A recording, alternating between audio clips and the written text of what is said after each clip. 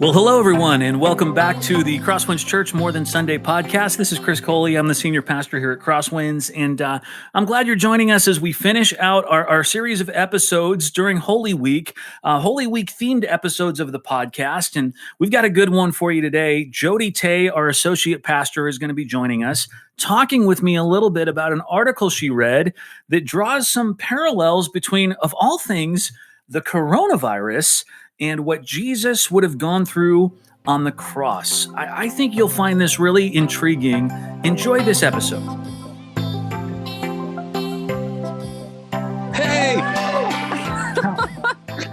How you doing? Good. How are you? I'm doing well. This is twice in 1 week you've been on our podcast. You were on the Monday episode talking about Good Friday. Oh, yeah. Here we are. We're recording this Thursday, but releasing it on Friday. Here we are with you, on again, twice in 1 week, Jodie. Here I go. I am going to be a pro after all this. You really are. So whenever I talk to you and you've been sheltered in place, I feel like I need to ask, what have you been eating? What have you been cooking? Oh my gosh. You know what I'm doing? I'm going through all my mom's old recipes. Are you? Yeah. So what is that? What are we finding there? Oh my gosh. Well, they're like penny pinching recipes. And so it's a lot of stuff that's got like margarine in it that no one uses anymore. You know, all those old those ingredients that no one... Can you buy margarine anymore? No, but I'm just reading through. I'm going, okay, we don't use that anymore. No one uses that anymore. I can't believe it's not butter. And then, I guess there's margarine. There is margarine out there, but I don't know if anyone uses butter it. Substitutes. Margarine is low on the list these days. Okay. Right. Yeah, so completely low. So I made meatloaf last night that required a box of stovetop stuffing. It was pretty good. It was really good, actually. Yeah. And have you guys been ordering out at all, or are you cooking everything? We're cooking everything right now. Once a week we'll order out. You know, we want to support local businesses. We're doing sauced on Easter. They're doing like family meals. I saw that. Mm-hmm. Wow. Yeah, we're doing prime rib.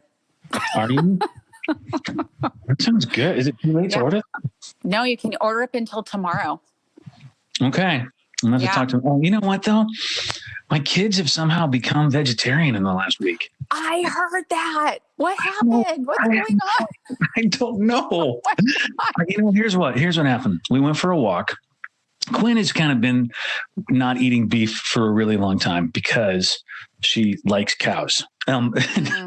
We went for a walk about 2 weeks ago, just, our family, and we drove over to a neighborhood where there's nobody around, and we walked. And of course it was right by a house that had a cow in the backyard, which sounds so strange, but this is Livermore. And, yes, there's cows everywhere. Sometimes there'll be one cow in somebody's backyard. I know that's so foreign sounding, but it was a baby cow, and it was so cute, and it came over and talk to the kids. It got close, and then Kennedy decided she's now either a vegetarian or a pescatarian. I don't know what she's decided. Gosh. So the prime rib thing would not work for us, which is a total bummer. It's a big bummer. Yeah, give it a couple months. They might decide differently. We are making enchiladas tonight, cheese enchiladas, because kids, and then chips and guac, and then margaritas. There you go. You cannot not have chips. I think I'm eating chips and guac every single day. It's like it's a food group. It is. All right. Well, why are we having this podcast today? Jodie and I were talking, and she has read an interesting article that is kind of the way we want to finish off our Holy Week a series of episodes centered around Holy Week, and it's perfect for what we're really finishing on today, and it has to actually do with the crown of thorns and coronavirus. So, I don't want to give it all away. Jodie, explain to us a little bit about what you read and who wrote it and what this thing is. Okay. So it's an article written by the president of Asbury Theological Seminary. His name's Timothy Tennant. And it's called The Crown and the Coronavirus. This is just one small point he makes.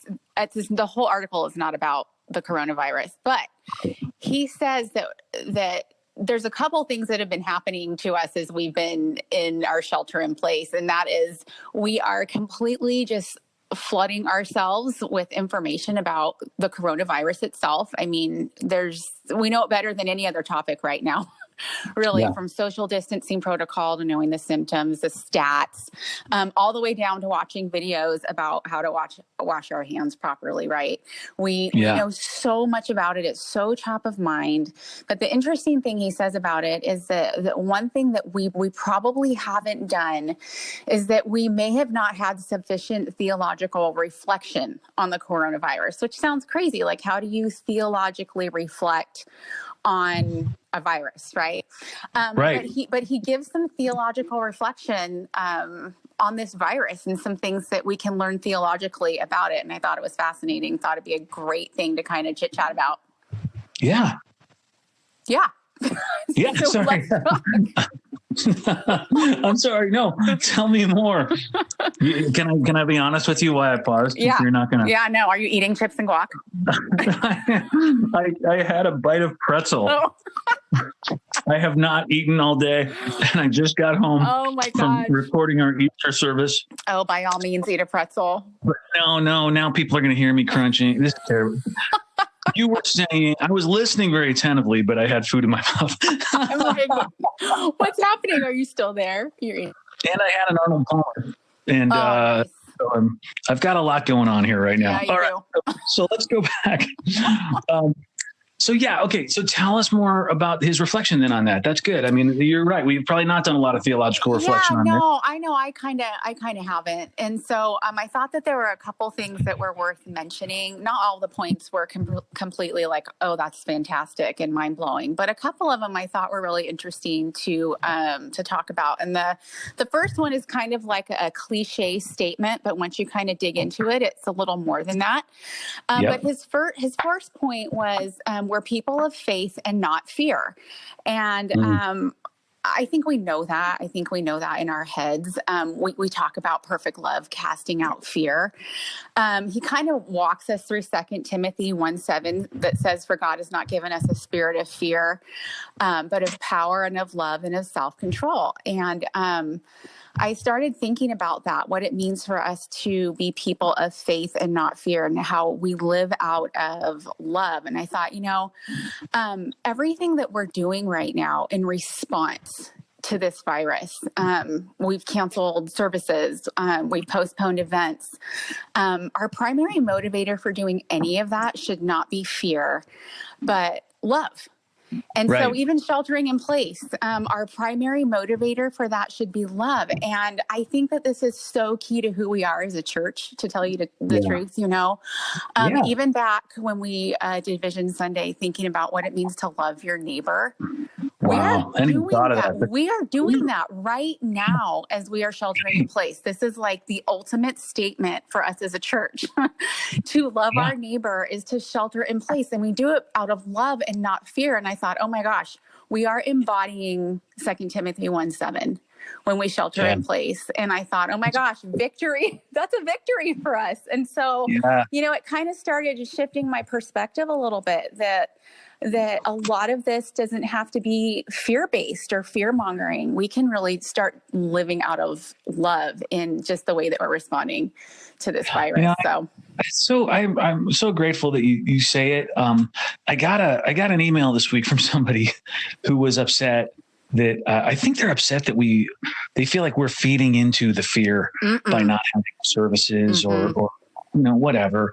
And that's all right. I get a lot of emails, good and bad. Sure. But and frankly, we've gotten so many great emails in the last month for all of this with the services online and the podcast, and so it's great. But I think you're right. This is not about fear. It's about taking care of our neighbors. It's about loving our congregation and our community. So, okay, what else? Okay, so this next point that he made, oh my gosh, I think it speaks to this kind of ache that I've had since this whole thing started, the whole sheltering in place started. And I haven't kind of been able to put my finger on where it's coming from. But he says that what makes us human is really this inclination that we have to connect with people, not just relationally, but physically, just the whole personal contact, how we live in community with each other, and, a handshake or a hug. He says the reason we have this ache is because that personal contact is really a sign of the incarnation, of Jesus coming to live in a body, right? And he did that so he could have personal contact. And so when that is taken away from us, we don't realize what an effect that has on us, because that's not how we're supposed to live. We are not meant to be people who shelter in place. And so the fact that we've got that knot in our stomach is because we're grieving an aspect of the incarnation in our lives by not being able to shake hands or hug or put your arm around someone. And I just thought that was fascinating. Yeah. There's such a longing to do that. Our neighbors across the street, one of their kids had their birthday yesterday, and we watched as they had a parade of people, friends and family members who drove by, like parked in front of their house, honked their horns. And there's this part of us that so wants to physically be in each other's presence, touch each other. Yes. And that's a very God-made piece of who we are. Right. And I think it speaks to the incarnation and what it was for God to come in the form of Jesus and be among us, right? Yeah. I mean, when God chose to save us, he didn't, just shout out a decree from heaven or send an email. He sent Jesus in physical form to dwell among us, right? And so it's all about embodiment. And it was about touch, like Jesus physically touched people to heal them, right? And so I think that when we don't have this, it does create a godly ache in your gut. And because of that, I just want to encourage you, church, or whoever is listening to this, because we were created for that and we don't have that, it's okay to lament that and grieve that.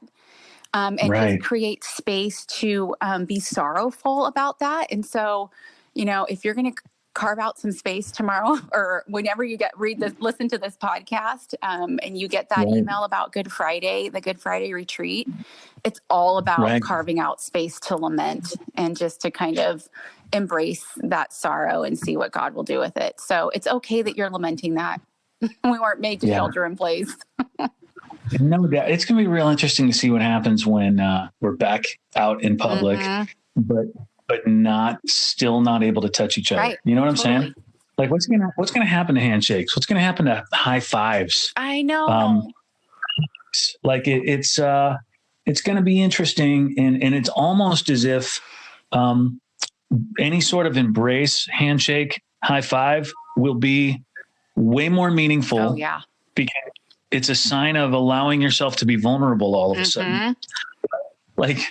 Not vulnerable, will you accept me, but vulnerable, like, man, I am so excited about what just happened when we high five right now.